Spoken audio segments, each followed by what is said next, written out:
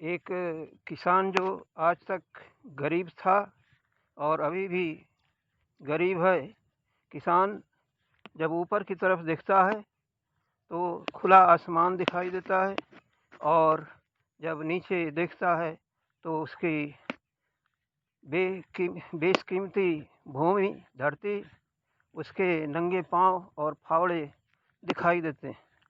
जब सामने देखता है तो उसके सामने एहसान का बोझ होता है, जो बैंक ऋण का बोझ होता है, जो सरकारी सहायता का बोझ होता है, जो खेत में डालने वाली खाद, बीज, इनके सब मिलने वाली रियायत का बोझ होता है।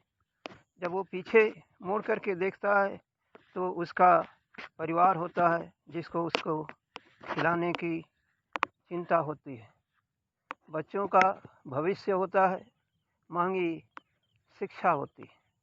उसके पास आज के युग में मार्केट वैल्यू से करोड़ों की संपत्ति रहते हुए भी वो निहायत गरीब है और गरीब माना जाता है। इसके पीछे कारण क्या है?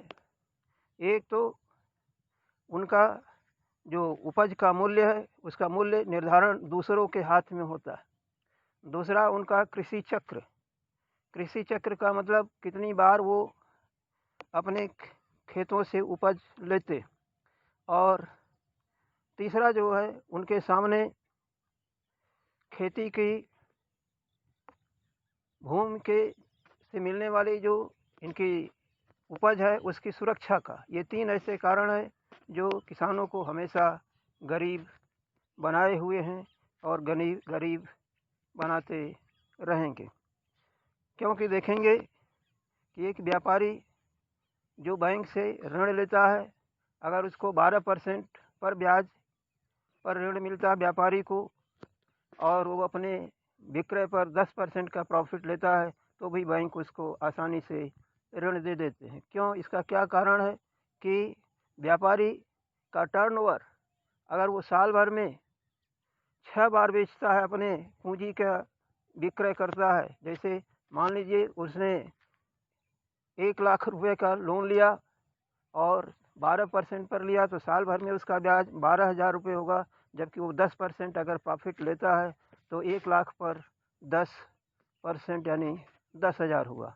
ये 1,00,000 का विक्रय अगर वो 2 महीने में कर लेता है तो साल भर में जो है वो 6 बार करेगा, यानी 10 छक्का 60,000 रुपये वो कमा लेगा और बैंक का आसानी से ब्याज भर देगा और प्रॉफिट में भी रहेगा। लेकिन जहाँ वही किसान है, एक तो वो उसका चक्र जो है ये 6 बार नहीं, साल भर में कुछ फसलें ऐसी होती हैं कि जो केवल एक ही बार ली जाती हैं।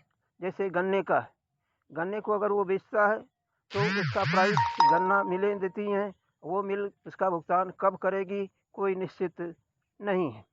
दूसरा ये कि अगर मान लीजिए वो 2 फसलें लेता है, आमतौर से धान और गेहूँ की, तो भी वो 2 राउंड ही ले पाएगा, 2 चक्र ही होगा। और अगर वो 1,00,000 रुपये का ऋण लिया है तो 1,00,000 का ब्याज अगर उसको 8% पर ही दिया जाता है, रियायती दर पर भी दिया जाता है, तो वो 8,000 रुपये होंगे, जो कि उससे होने वाली आय के लिए पूरा नहीं किया जा सकता। क्यों नहीं पूरा किया जा सकता? कि एक किसान खुद जो खेती करता है, अगर उसकी मनरेगा के हिसाब से मजदूरी की दर 200 रुपये प्रति हिसाब से जोड़ा जाए तो साल भर में उसकी मजदूरी 72,000 रुपये होती है, जो कि उसकी लागत में नहीं जुटती है। अगर उसकी पत्नी भी खेती में साथ देती है तो 1,44,000 रुपये जो है उसकी मजदूरी हो जाती है। अब 1,44,000 रुपये जो है क्या उसकी लागत में जोड़ी जाती है, जो किसानी की लागत होती है। यह एक छिपी हुई लागत होती है, यानी कि जो उसकी खुद की लागत, जो उसने त्याग किया, उसकी लागत उसमें नहीं जोड़ी जाती और उसके मूल्य का निर्धारण उसके हाथ में न होकर के बल्कि दूसरों के हाथ में होता है। यानी कि जहाँ वो माल बेचते हैं वहाँ होता है, या फिर जो है मिनिमम सपोर्ट प्राइस के हिसाब से डिसाइड की जाती है। तो इस तरीके से किसानी के ये गरीब होने के मुख्य कारण इसके मूल्य के हैं। दूसरा ये कि जो हमने कहा व्यापार चक्र, जैसे अगर व्यापारियों का 6 चक्र अगर ये माल बेच लेते हैं और किसान उसके तुलना में कम बेचते हैं, कम विक्रय करते हैं, कम उसका उत्पादन होता है, तो नतीजा ये जो है कि हमेशा उससे गरीब ही रहेंगे। करोड़ों की संपत्ति रहते हुए वो गरीब ही रहता है, क्योंकि उससे पर्याप्त पैदावार नहीं मिलती है।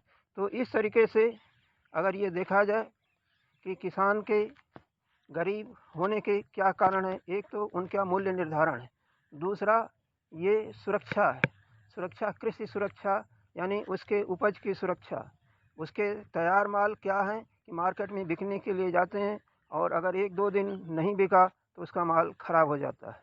इसके अलावा उसकी पूंजी जो लगी है खेत में लागत के रूप में, वो जो है बाहर पड़ी हुई है, भगवान भरोसे पड़ी हुई है, प्रकृति का उस पर बारिश का प्रकोप है, पत्थर गिरने का प्रकोप है, जहाँ वो असुरक्षित है। अगर वो फसल किसी तरीके से कट करके घर में आ गई तो बेची जाती है, या वो अपने पास रखता है जहाँ उसके ज़्यादा दिन तक नहीं रख सकता, सड़ने गलने के भी चांसेस बने रहते हैं। तो इस तरीके से फसल सुरक्षा भी उनके सामने एक समस्या है। दूसरा कि जैसा कि हमने कहा मूल्य निर्धारण का, तीसरा जो कृषि चक्र का, इन सब के कारण किसान आज तक जो है हमेशा दूसरों के भरोसे रहा है, जबकि वो खुद दूसरों को अन्न खिलाता रहा है।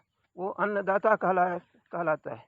आज के युग में एक तो जीवनदाता, जन्मदाता, अन्नदाता और मतदाता, ये 3-4 दाता हैं जो केवल देते हैं, उसके बदले में रिटर्न गिफ्ट क्या उनको मिलेगा वो उसकी आशा नहीं करते हैं, जबकि ये सभी परेशान हैं।